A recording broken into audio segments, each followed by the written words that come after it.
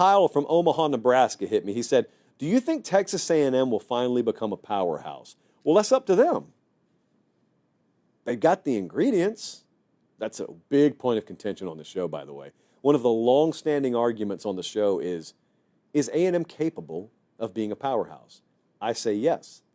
Someone else says, well, if they're capable of it, why haven't they ever been one? And I've always said, because they haven't hired right.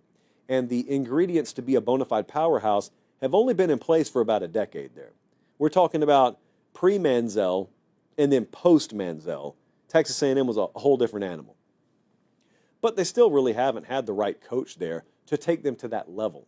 Jimbo was there. Jimbo wasn't the guy to take them to that level.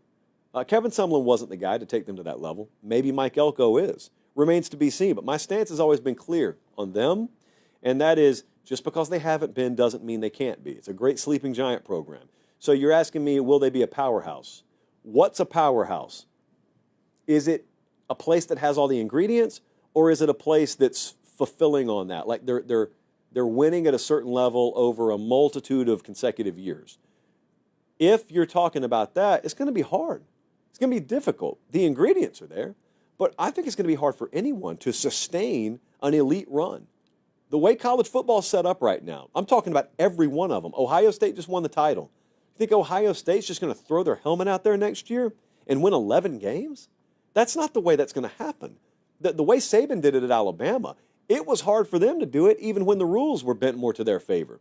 It's not easy to do that anymore. So I think I'm going to kind of evolve the way I look at defining a powerhouse.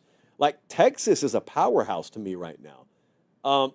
Granted, they're 1 year into the SEC, but they didn't win any big game aside from the A&M game, actually, nor did they win the conference, nor did they win a national title this past year.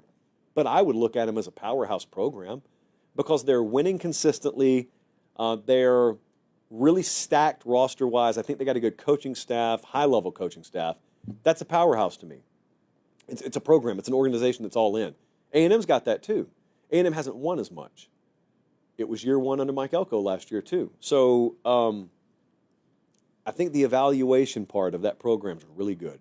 I think the developmental part of that program will be really good. I think there will be few other places out there that evaluate and develop talent as well as Mike Elko and his staff will at Texas A&M. You got to execute. You still got to go win. They haven't done it. They've got to do things there they haven't done. Can they do it consistently? I've got some pretty solid belief in them. But to be a powerhouse, you're talking about doing stuff A&M's never done before. You got it to do. It's not doubt. It's me doubting that the landscape of college football is going to let anyone just rattle off a 5-year period of averaging 10.75 wins per year. I think it's really tough to get there now.